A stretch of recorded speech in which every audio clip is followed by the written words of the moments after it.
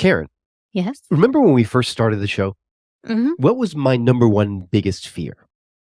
Death. That's right. I was the biggest baby when it came to death, right? Hmm. Now, through the course of us doing this show, that fear has lessened a little bit. Well, that's good. But as a skeptic, the thought of dying every once in a while still rears its ugly head and makes me drop into a panic, right? Hmm.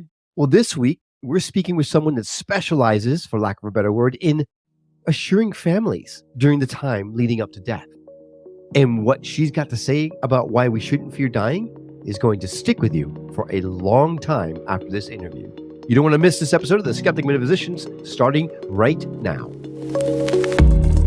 My name is Will. And I'm Karen. And unlike Mulder and Scully, we both want to believe. So we've embarked on a journey of discovery. We've talked to people deeply entrenched in the spiritual and metaphysical world. We've thrown ourselves into weird and wonderful experiences. I even joined a coven of witches. And wait, you joined a coven? Yep, all in the interest of finding something. Anything. That will prove that there's something beyond this physical, three-dimensional world we all live in. This is the Skeptic Metaphysicians.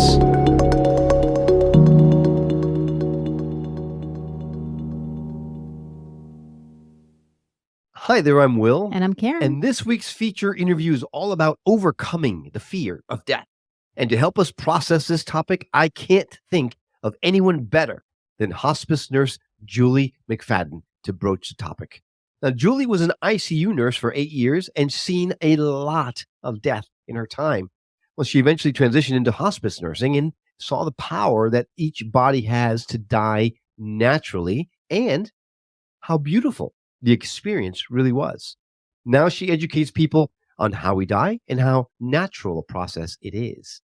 Now, you've seen her on Newsweek, the New York Post, USA Today, and The Atlantic. Welcome to the show, Hospice Nurse Julie McFadden. Thanks so much for coming on. Hi, you guys. Thank you for having me. It's a pleasure to have you. Thank you for saying yes, because this is a topic that has always, there's like this primal fear that comes along with dying, right? The thought of maybe there's nothing after this is something that kind of freaks everybody out. So having someone that has seen death as often as you and has prepared people for the eventuality, it's nice because I'm 100% sure that you're going to make me feel completely relaxed about death after this, right?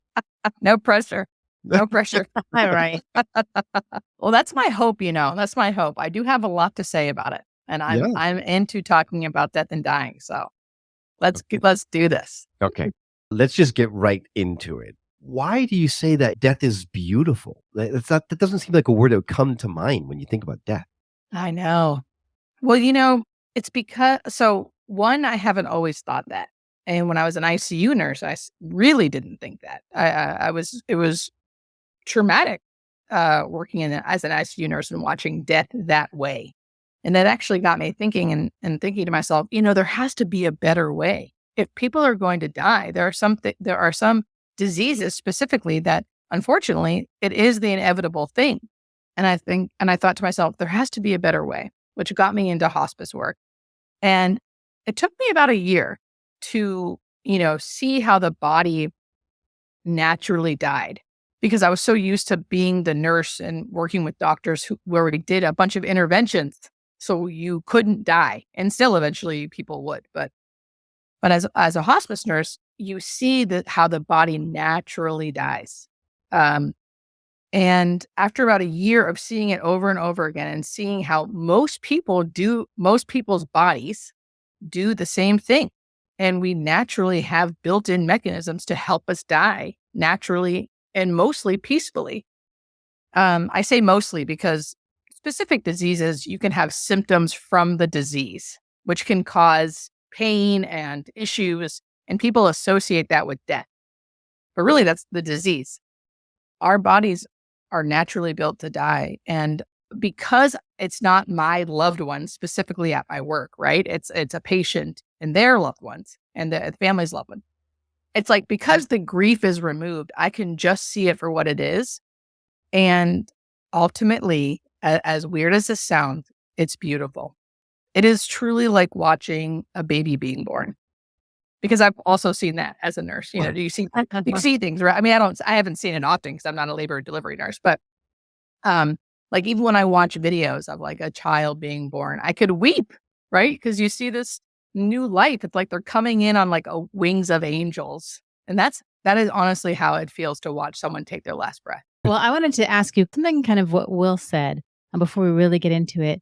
I know that, so you're a nurse, not necessarily a counselor, but dealing in hospice and with these families, I'm sure you do a lot of consoling and comforting. Have you found that what most people fear is the being dead or the process of dying? Because Will says, he was always afraid of what happens after that. To me, if the lights are out, the lights are out. It's the process for me that I'm worried about. I don't want it to hurt. That's Right. more of my fear than what's after that. I think because when I'm approaching the family, right, they're looking at me with a label as like nurse, Mhm. right? So they are not many of them. Some will talk to me about what's going to happen after, just on a philosophical, like just philosophically, right? Because they know I don't actually know. So most of my conversations, I would say, because I'm the label of nurse, is people asking me about like what to expect, right? So a lot of the fear, at least from what they're talking to with me, is about like what to expect. What's this going to be like? What's this process going to be like? How long do I have?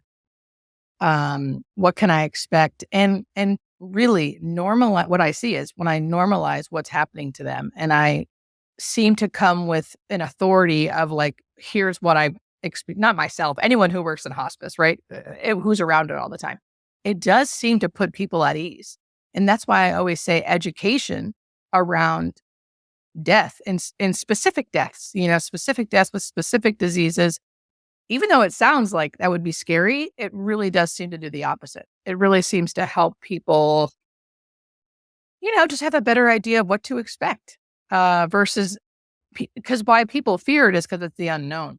So if you can give them any type of certainty or knowing in any way, it feels like it alleviates some of that fear.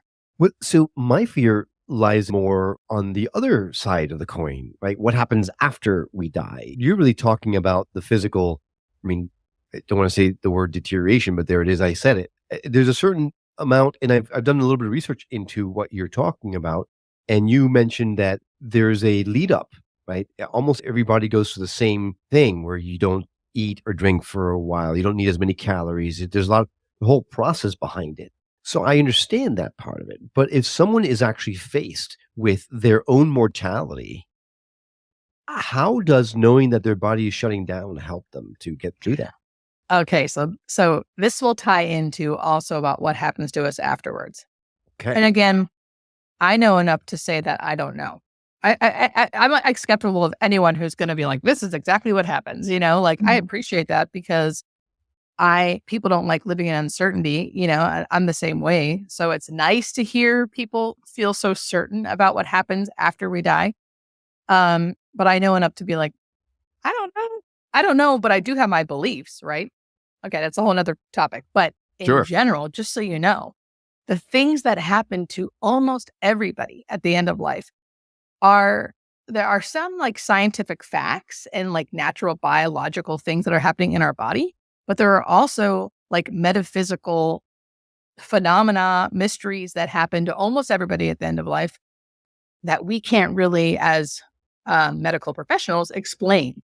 But we have to educate about it because it happens so often. So one of the main things that happens to almost everybody, if you ask them while they're dying, it's usually about a month before they die, is they start seeing people who've already died. So it's usually people who bring them it's always people who bring them comfort. So I say family members, but only really family members if like you had a good relationship with them. Not everyone does, right? So like Right.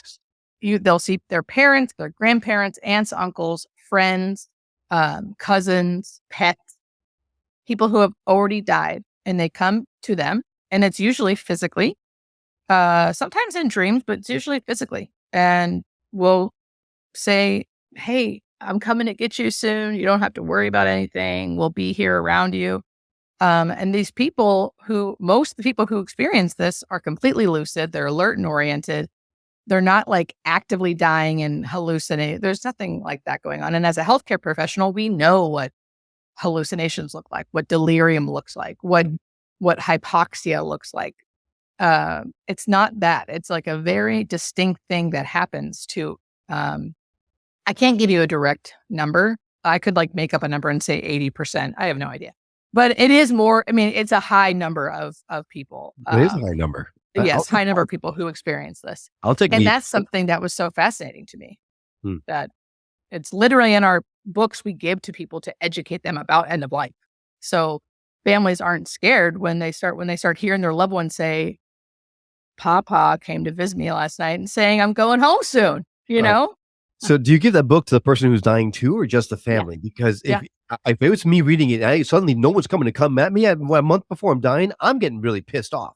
Right. Well, I do give it to the patient, and I do. And usually when I start explaining those things to the patient, they already tell me that's already been happening. Oh, okay. So that is how I have learned that it happens so much. I think if you don't ask, many people won't tell you because they feel like they're crazy. But when you start saying, I don't ask them directly because that's strange. I think I don't want to intrude, but I'll say these things may start happening. If they don't, that's okay. If they do, it's normal.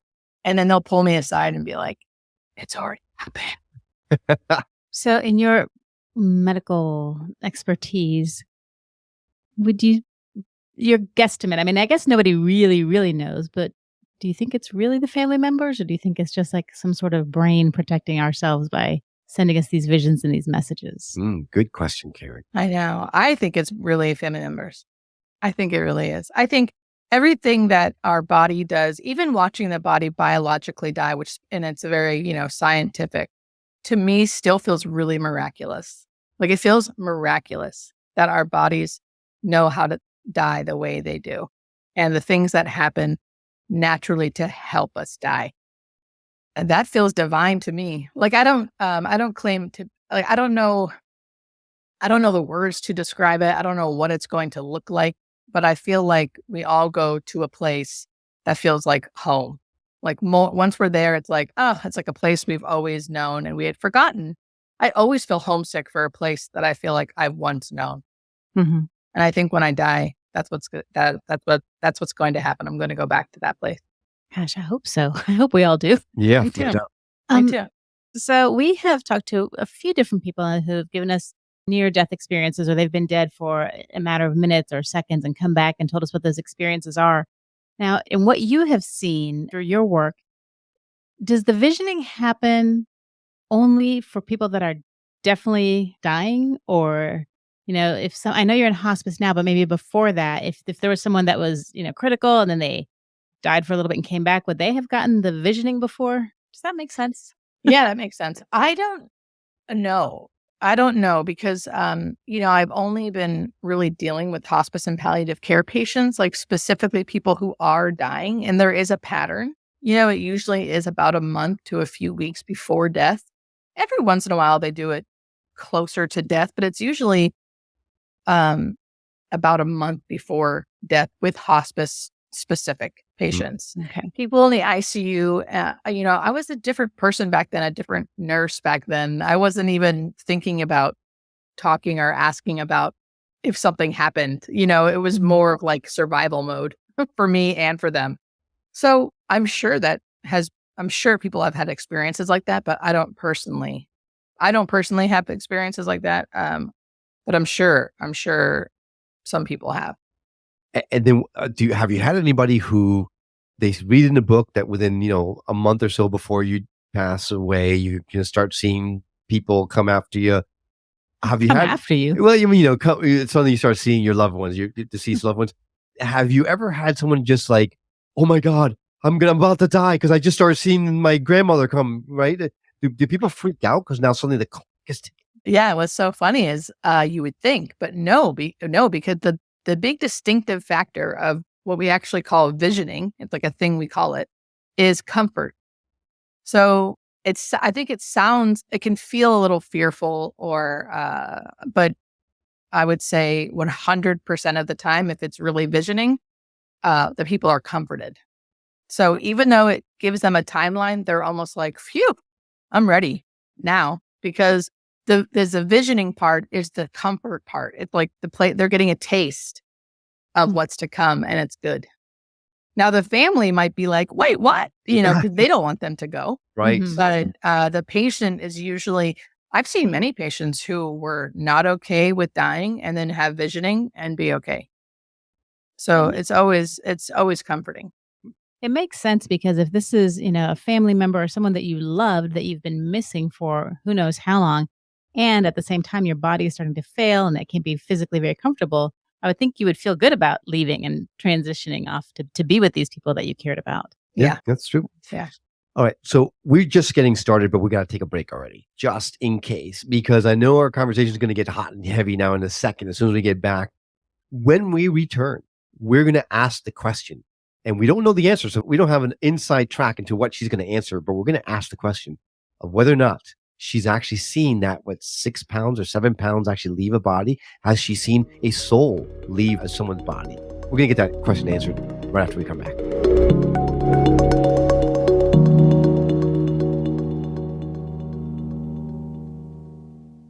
Welcome back to the Skeptic Metaphysicians. We are talking to Hospice Nurse Julie McFadden, who is just surrounded by death. And she is here to tell us how beautiful it actually is and how comforted people are right before they pass. We talked about visioning, which is when past deceased loved ones come back and tell you how wonderful it is and you're getting ready to pass and we're there for you and comfort you and all that kind of stuff. But then right before we took a break, I asked the question that I've been dying to ask. Everyone says that sometimes when someone dies, you can actually see the soul leave their bodies. And we've talked about, before the break, I said it was 6 pounds or 7 pounds. It's actually ounces, right? Thanks, Karen, for correcting me. The body has been measured from my understanding, and you're about to maybe completely conflict that. But there is an urban legend that a body weighs 6 ounces or 7 ounces more when it's alive than when it dies. So first and foremost, is that true? And secondly, have you ever seen a soul leave a body? Okay, you guys. So as far as the body weighing less, Yes. I got to say this. I don't know who's weighing these bodies because I know we're not. I know the hospice team is not weighing the bodies and people who, so I don't know. I think that might be an urban legend. That is a good movie though. Have you guys seen that movie? We have. Yeah. I love that movie. As far as I know, we're not weighing any bodies. It's actually really hard to weigh a dead body. They're super heavy. So I don't know. But have I seen a soul leave the body? Also, the answer is no. I do not see anything. However, I will say, I feel like when I witness someone take their last breath, which I have several times, I feel like the best way to describe it is like the room changing. It feels like a sacred moment or like where time stands still when someone's in that moment of what I'd call actively dying. And someone can be actively dying for a few days.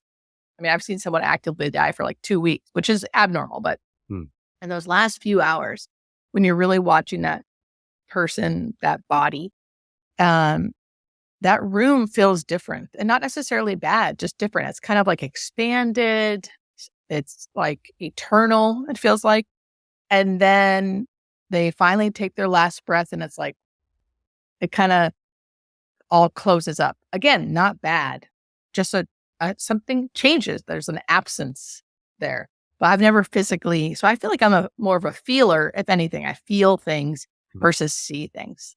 So I've never seen it, but I feel like I may feel it. And have you ever been in the room when someone is seeing one of their relatives? And not that you saw it, but like, oh, she's over there in the corner, or like been in that situation? And if so, how did that feel? Yes, several times.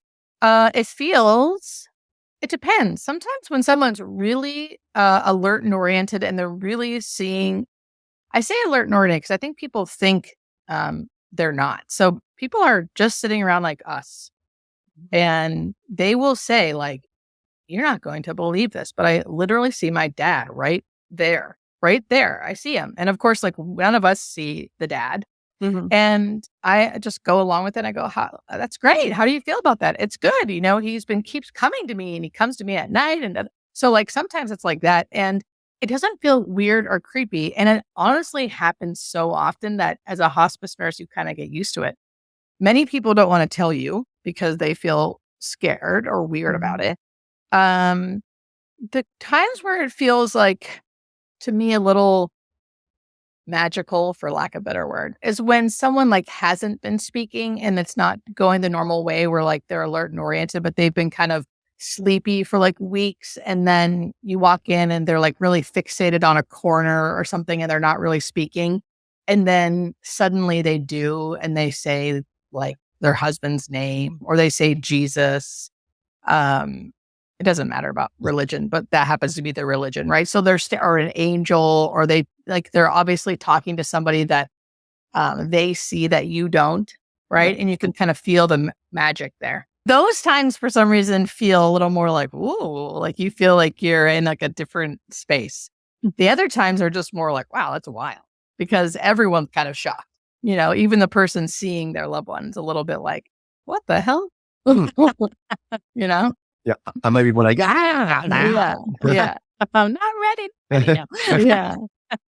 Have you noticed a difference between people who are, religious or spiritual and people who aren't with regards to visioning? Not really. No. So I really don't feel, just from my experience, I have no idea, right? I have no idea. But from my experience, I'd say people who are religious or not religious, they still vision. And like I said, if it's scary, it's not a vision. Visioning is not scary. Right. Because people with dementia and people can have delirium and people can feel like they're being followed by somebody, get paranoid, get agitated. That's not visioning. Visioning is always comforting. So if it's not comforting, it's not visioning. I would say I noticed a different, I've definitely not noticed a difference in religion as far as like one person dying more better than the next, right? But I do think having some kind of faith, even if it's like faith in the universe, faith in other people, just some kind of like, it seems to help people. That was going to be my follow-up question. Have you ever had someone who really doesn't believe in anything, an atheist who feels like once you die, lights out, period? Have you ever had one of them suddenly start visioning and then start questioning that thought process? I can't think of anyone specifically. I am sure that has happened because many people I work with don't believe in anything. Mm-hmm. But so here's the thing is like, as the nurse, you don't always get the full gamut of what's happening, right? People don't necessarily tell you, I don't believe in anything. And now I'm seeing someone and now I do, because they're telling the social worker or the chaplain that also is on a hospice team or their family members.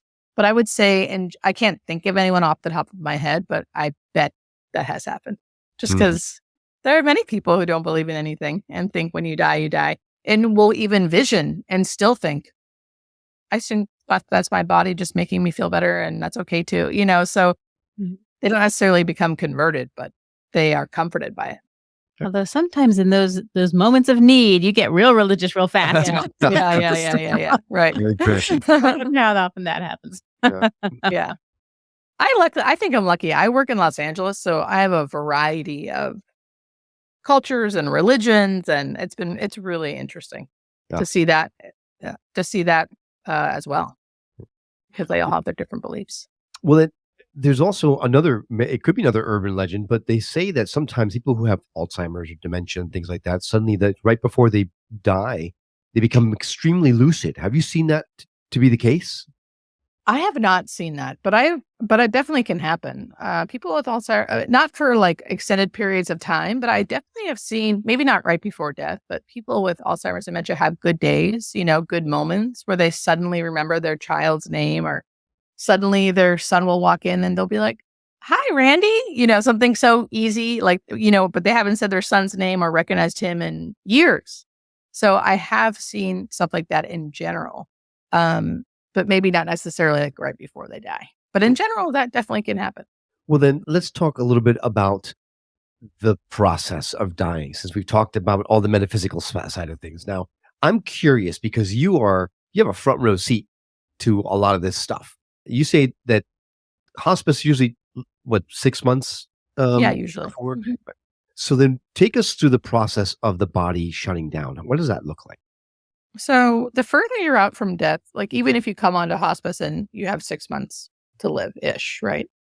Again, that doesn't sound like a lot, but we're talking hospice here. So the further you're out, the grayer it is, meaning the less we can tell you how soon this is going to come. And you'll just see generalized things like sleeping more and eating less, maybe being less social, right? So, and then the closer you get to death, the more you start seeing the decline, right? You once were able to get outside and walk around the block. Now you can only stay in your house. Then you can only walk from bedroom to bathroom. Now you need help getting to the bathroom, sitting down, and someone to help toilet you. Like you start losing your functional ability as time goes on. Then you start eating and drinking always starts declining. Always. You always slowly stop eating and drinking. And then you slowly start sleeping more. So increase sleep, decrease food and water intake as that 6 months is heading towards, as you're heading towards your end of life. Usually around like the month mark, right, is when you start seeing dead relatives. And again, not everyone does, right? Not everyone does, but many do. Many I'm do. going to be really mad if I don't. I'm just telling you right now, Julie, I'm coming after you. I think you will. I think you will. So around the month mark, you may be seeing dead relatives, dead pets, dead loved ones. Again, you're not eating and drinking that much. You're sleeping a lot. And when I mean a lot, 16 hours, 18 hours. Your functional ability is getting lower and lower. You're not as social. And then we come to, it's kind of like a transitional area when it's like, it's before you're actively dying, which is the last part, when you're sleeping 18 hours a day, barely taking any food and water. Depending on what disease you're dying from, you may have symptoms, right? But death does not necessarily cause symptoms, but the disease you're dying from can cause confusion, maybe pain. Death doesn't cause pain, but the disease you're dying from can. And then you head into the actively dying. And it's usually a very gradual thing. In the actively dying, we know you have about a few hours to a few days. And this is when the person is fully unconscious. So they're not waking up. You have changes in breathing, very normal. It's a metabolic thing that's happening in your body. Changes in skin color. And you may have a little gurgly breath. Your eyes will be open usually because it actually takes muscles to close your eyes. Your mouth could be open because it takes muscle to close your mouth, and all your muscles are relaxing. So this is the part where I really like to educate people because most people aren't used to seeing that, right? So they automatically see it and they're like, my loved one is suffering. This is awful. We need to do something. We need to help them. What are we doing? Mm-hmm. And that's the part where I want to try to really normalize this because it's hard to see, but nothing's actually wrong. Nothing's actually wrong. And how do we know that your loved one's not laying there like trying to tell you something? Because people always think that. How do we know they're not in pain if they can't tell us? It's because a dying body is like a baby. If a baby can't tell us anything, but a baby can tell us, but it can't verbalize, right? But they can be fussy, they can be restless, they'll cry, they'll moan, they'll move around. A person who is actively dying, their body will show us. And we know that because we see it all the time, right? Like hospice nurses see dying bodies all the time. So we know when a body is comfortable and when it is not. And your loved one will show you. And if they may look different, but if they look relaxed like they're sleeping, even though they look different, they're okay. They're okay. And it's a very natural thing. However, the way they look, despite it looking strange to you, because you're not used to seeing it, is very natural and very normal. And we just let the body do its thing because the body knows how to die. The body knows how to die. Wow. The body knows how to die, yeah. And the less we mess with that, the better it usually goes. Our calcium levels start going up, which makes us really tired. We stop eating and drinking. Eventually, the body goes into ketosis, which is different than there's a whole craze now in the workout world of ketosis. It's not that because you're still eating. This is when you're fully not eating and drinking. Your body goes into ketosis. It releases endorphins. You actually feel good. It dulls your pain receptors, like all of these things. You don't feel hungry and thirsty. You actually feel better the drier you are. It's miraculous. Mm. Yeah, it doesn't sound terrible. You get to see your family that's passed on. Yeah. You get to just sleep. I mean, Yeah. And people are so not used to seeing it that that's the common story, is that people think their loved one suffered, they witness their loved one having this traumatic death, they think, right? Mhm. And I don't want to not validate that, but like from when then they describe what happened, I'm like, oh man, that's like a totally natural death. No one told them that. So Mm. when you see it and no one tells you this is normal, I can see how you would think it's traumatic. Their eyes are open, but they're not looking at you. They're breathing funny. Their Mhm. breath, it sounds wet. And if you don't understand what's happening, it can be really traumatic. Right. And hence why I started my whole channel, because I ran into that so much. Right.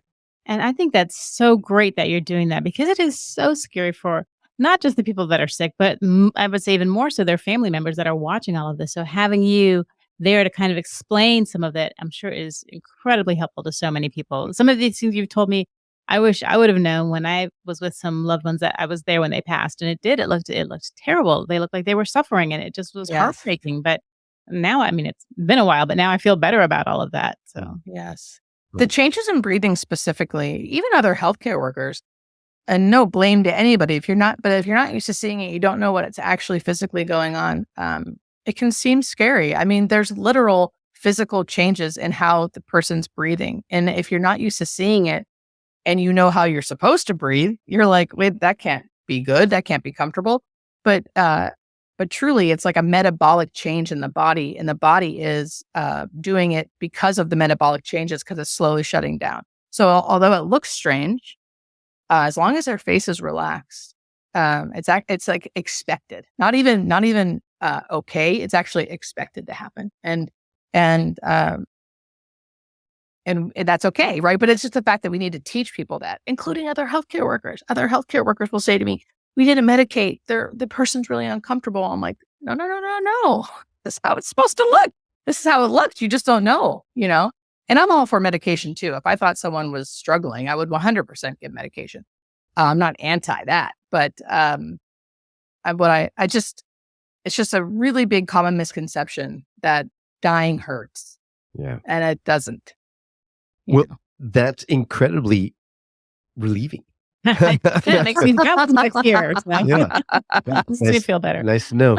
But first and foremost, thank you for what you're doing, because you're doing a great service to people, because there is such a misconception about death and dying in this country, really in the world, right? It makes sense. It's scary. It's the unknown, like you mentioned. I want to ask you about your channel. You mentioned that before, but if someone wanted to subscribe to your channel or get kind of information about this type of thing, what do you cover? When you say you created this channel, what do you talk about on this channel? Yeah, that's a great question. I talk about basically all things death and dying related. So I go through specific diseases, what it's like to die from them, the things we just talked about, like what actively dying looks like, what hospice is like, what you can get with hospice. So I do like educate about the actual hospice program, the palliative care program. I give different stories different story anecdotes of things that have happened in my nursing career and continue to happen.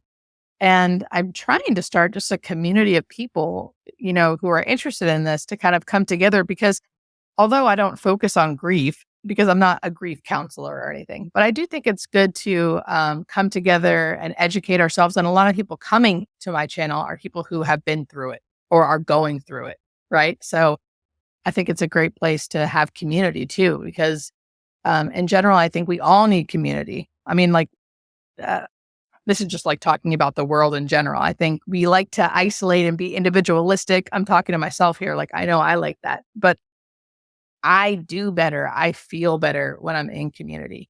And being a caregiver for a person, either at end of life or even as an elderly person, it can be incredibly isolating. Mm. So yeah, that's what I'm trying to do. I'm trying to educate and kind of bring people together.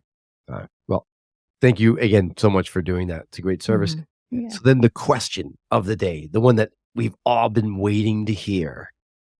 You, Julie McFadden, do you believe that there is life after death? Yeah, of course. Yes, I do believe. I've always believed for some weird reason. I've always been that like little girl, like 3-year-old, thinking all of the existential questions about what is this life and why are we here? So I always have believed. So my life has also led me down a path that has helped me, that has kind of solidified my beliefs. And then, of course, as being a hospice nurse, man, the more I'm around death, the more I'm like, there is something we're going to, and it's good. And I can't wait. No, I can wait. I can wait, but I'm not afraid. I'm not afraid. I would be, I always say if I got diagnosed with a terminal illness tomorrow, I'd have all the human emotions, fear, anger, sadness, all the things, because I'm human. But at the end of the day, I know I'll be okay. Well, it's interesting because we hear from the other side of the coin, people who have passed and come back, who say, I can't wait to go back home. I can't wait to cross back over again. I'm here because I've got something I have to do, but it was so wonderful being on the other side. Almost, I know one person we talked to was anxious. Like, she's like, hey, can I please go back now? So it's nice to hear from the other side of the coin, someone saying the same thing. Not that you're in a hurry to die, but rather it's not an unnatural thing and it's not a thing to fear. So, Julie, thank you so much for coming on and sharing your expertise with us. I know that I'm going to sleep a lot better tonight. I know Karen, is always like you, has always known that there was something out there, but people like me, you need people like you to hold our hands through it. So thank you for doing it. Of course. Yep. And we're going to add direct links to your social media platforms and your website directly on our show notes. So all you need to do is go to skepticmetaphysician.com and go to her episode page. You'll see all the links laid in directly there so you can connect with her right away without a problem. Thanks for having me, guys. This has been great. Thanks for coming along on this journey of discovery with us. We'd love to continue our conversation with you on our website at skepticmetaphysician.com or on Facebook and Instagram under Skeptic Metaphysician Podcast. If you know someone who would benefit from hearing the messages we're sharing on the show, do them and us a favor and share the show with them. It will help get the word out about us, and it may just change someone's life for the better. And if you're listening to this on the radio and you missed something, well, not to worry. All of our shows, including this one, can be found at skepticmetaphysician.com, where you can also watch the videos or even send us an email or voicemail directly from the site. We absolutely love feedback and would appreciate hearing from you. Well, I hope you've enjoyed this episode as much as we have. That's all for now. We'll see you on the next episode of The Skeptic Metaphysicians. Until then, take care.